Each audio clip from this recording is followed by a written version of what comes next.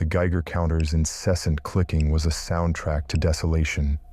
Each tick echoed the invisible decay saturating the air, the earth, everything. We stood at the edge, the threshold between the nervously monitored buffer and the true heart of the exclusion zone. Remains of Pripyat clawed at the bruised sky, monuments to a catastrophe frozen in time. But our path didn't lead to the ghost city today. It led into the trees. The forest pressed close, a dense, unnaturally vibrant green. Radiation, the unseen god of this place, had worked strange alchemy here. Some things withered, others grew twisted and rampant. It breathed a silence that wasn't peaceful, but watchful, waited. My hand rested instinctively on the heavy-duty flashlight clipped to my belt, though the afternoon sun still filtered weakly through the canopy. Old habits, investigator's habits. Always be ready. Beside me, Jake Nolan shifted his weight, the gravel crunching too loudly under his boots. His attempt at nonchalance was a thin veil over palpable anxiety. He kept adjusting the backpack straps, his gaze darting from the tree line to the rust-eaten checkpoint sign we'd bypassed, then back to the trees. He offered a shaky grin in my direction, a silent, flimsy joke meant to ward off the oppressive atmosphere. It didn't work. I saw the tremor in his hands as he fiddled with the zipper on his jacket, the tightness around his eyes. Fear clung to him like the faint metallic tang in the air. He hid it behind a mask of nervous energy, but in this place, masks felt particularly fragile. My own nerves were taut, but years of walking into the unknown, of facing down the unsettling and the dangerous, had forged them into something more resilient. Focus, observe, analyze, survive. That was the mantra. We were here for answers. Vague, I know. The details weren't the point, not yet. The point was the anomaly, the whispers filtering out from this poisoned land, stories too persistent, too strange to ignore. Rumors of things moving in the red forest, things that weren't deer or wolves or boar as the natural world knew them. Distortions, aberrations. My job was to sift fact from panicked fiction, to find the source. Jake? He was tech support, logistics, and unofficially, the canary in this irradiated coal mine. His reactions, unfiltered by hardened experience, were a barometer I'd learned to trust, even if his coping mechanisms grated sometimes. I gave a slight nod towards the chosen entry point, a barely discernible game trail snaking between gnarled pines and thick, mutated ferns. Time to move. I took the lead, pushing aside a low-hanging branch heavy with deformed leaves. The air inside the forest was immediately cooler, damper, smelling of wet earth, decaying wood, and something else. Something faintly acrid, unsettlingly organic. The clicking of the counter seemed to amplify in the enclosed space, a constant reminder of the peril we couldn't see. Sunlight dappled the forest floor in sickly yellow patches. The silence deepened, broken only by our footsteps on the carpet of pine needles and rotting leaves, and Jake's occasional too loud exhale. He stayed close, practically treading on my heels, his head swiveling constantly. Every snap of a twig, every rustle in the undergrowth made him jump. I saw him mouth something, probably another ill-timed quip, but he seemed to think better of it, swallowing hard instead. My own senses were straining, tuning out the Geiger counter's drone, listening for anything out of place. The forest felt wrong. It wasn't just the visual oddities. Fungi puffing out spores in unnatural colors, trees with bark like peeling skin, bushes bearing thorns thick as fingers. It was a feeling, a pressure, the distinct sensation of being observed by something unseen, something patient. We pushed deeper. An hour passed, marked only by the slow crawl of the sun across the gaps in the canopy. The trail became less distinct, forcing us to navigate by landmark. A strangely bent oak, a cluster of rocks slick with weird phosphorescent moss. My eyes scanned constantly, not just the path ahead, but the periphery, The dense thickets, the high branches. Investigators' paranoia, perhaps, but here, it felt like prudent caution. Then, the first concrete sign. Not a sound, but a sight. Off to the left, partially hidden by bracken, lay a carcass. A wild boar, or what was left of one. It was huge, far larger than any boar I'd ever seen documented. But it wasn't just the size. The hide was torn open, ribs snapped like twigs. The disturbing part was the way the flesh had been rent, not cleanly cut by predators, but ripped, mangled, with unnatural force. And the head. The skull seemed subtly wrong, the snout elongated, the tusk sockets oddly placed. I crouched, examining the ground around it. The tracks were canine, undeniably, but they were massive, the claws leaving deep gouges in the soft earth. Too big for any wolf. Far too big. I glanced back at Jake. He'd seen it too. His face was sheet white, his earlier nervous energy replaced by frozen stillness. His eyes were fixed on the mangled remains, wide with dawning horror. He took an involuntary step back, stumbling slightly on a root. I put a hand out, steadying him, my gaze sweeping the surrounding trees.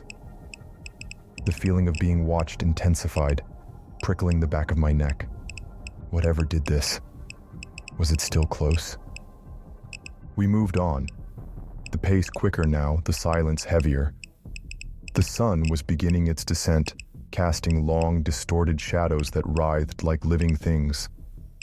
Jake kept looking back over his shoulder, his hand now hovering near the heavy wrench clipped to his belt, a tool brought for equipment, now clearly considered as a last-ditch weapon. His attempts at humor were long forgotten. A sharp rustle exploded from a dense thicket just ahead, and to our right. Fast. Something large moved with incredible speed, a blur of mottled gray-brown fur disappearing deeper into the woods. It was gone before I could get a clear look, but the impression was one of raw power and unnatural bulk. Jake yelped, stumbling back again, eyes wild. I didn't flinch this time, my focus entirely on the direction the creature had fled. It wasn't running from us. It felt like it was flanking us, corralling us. The clicking of the Geiger counter seemed less important now than the sounds beginning to filter through the trees. Low growls, guttural and menacing, echoed from multiple directions. Not the familiar sound of wolves, but something rougher, deeper, carrying an edge of deranged fury. They weren't random. They answered each other, coordinating. My heart hammered against my ribs, a cold dread seeping into my veins, colder than the zone's pervasive chill. This wasn't just paranoia. This wasn't just mutated wildlife defending territory. This felt calculated. This felt like a hunt, and we were the prey. I scanned our surroundings, looking for any kind of defensible position. The forest floor was a treacherous maze of roots and fallen logs. The trees offered cover, but also concealment for whatever stalked us. The growls grew closer, punctuated by heavy padding sounds on the forest floor. Plural. Definitely plural. Jake made a choked sound, pointing a shaking finger towards a gap in the trees ahead. I followed his gaze. For a heart-stopping second, I saw it clearly. Standing partially illuminated in a shaft of dying sunlight was one of the sources of the growls. It resembled a dog, perhaps a Caucasian shepherd or something similar in its massive build, but twisted. Its fur was patchy, revealing raw, pinkish skin underneath in places. One foreleg seemed shorter, thicker than the other, ending in wickedly oversized claws. Its head was too large for its body, jaws slung low, dripping saliva, revealing teeth that were too long, too sharp, unnaturally yellowed.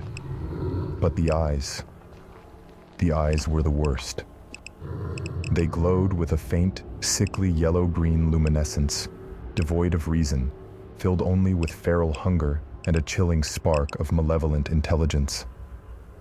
It stared right at us, head lowered, a low, rumbling snarl vibrating in its chest. It wasn't alone. More movement flickered in the shadows surrounding it. Other shapes, similarly distorted, similarly massive. There was no thought, only instinct. I grabbed Jake's arm, hauling him forward, away from the immediate threat, plunging deeper into the woods, hoping to break line of sight, find something, anything. We ran, stumbling, crashing through undergrowth, branches whipping at our faces. Behind us, the growling erupted into furious barking and snarling, the heavy thud of paws pounding the earth in pursuit. They were fast, unnaturally fast. The light was failing rapidly now, the forest sinking into deep twilight. Every shadow seemed to menace, every sound magnified the terror. Jake was gasping, struggling to keep up, his fear a tangible wave rolling off him. I risked a glance back. Glowing eyes, pairs of them, bobbed through the gloom behind us, gaining ground. At least 3 sets, maybe more. Ahead, a dark shape loomed, the crumbling brick wall of some long-forgotten structure, perhaps an old forestry building or farmstead, swallowed by the woods. A dead end, or maybe cover. I pushed Jake towards it, scanning the perimeter frantically. The wall was maybe 8 feet high, partially collapsed in sections, surrounded by thick, thorny bushes. No easy way over or around quickly. We were boxed in.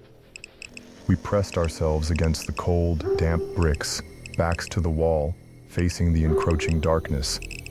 The growling surrounded us now, echoing off the crumbling structure. The heavy panting, the snapping of jaws, the scraping of claws on leaf litter. It was all terrifyingly close. Jake whimpered, fumbling uselessly with the wrench, his knuckles white. I drew the heavy flashlight, its weight reassuring but inadequate. My other hand went to the heavy-bladed survival knife on my hip. My breath hitched, heart pounding a frantic rhythm against my ribs. Then they emerged. From the gloom, separating themselves from the deepening shadows, the mutated hounds stepped into the faint remaining light. 3 of them, hulking, distorted shapes of muscle and fang, their luminous eyes fixed on us with predatory intensity. Saliva dripped from their jaws, and the low, guttural growls intensified into a rising chorus of imminent violence. They spread out, flanking us, cutting off any hope of escape along the wall. The largest one, the one we'd seen clearly moments before, took a step forward, then another, its deformed body low to the ground, tensed to spring. There was nowhere left to run.